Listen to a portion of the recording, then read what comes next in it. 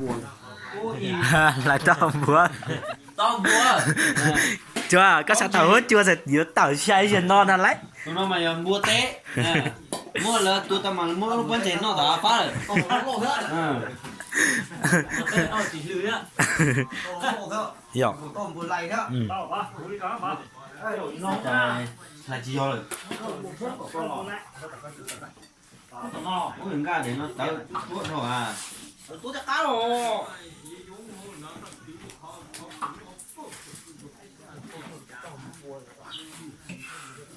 Cái thổ nó chích quay tuốt, cái thổ chim chó. Coi ở đuối vui ra. Nó chắc là cho thì lúc tôi cho chạy này á. Tôi lúc quay đó thì cho chủ thu của nên tôi nhé được. Nó cho chạy lúc quay á. Này tôi biết, hắn là để họ lục cũng đi mua ra.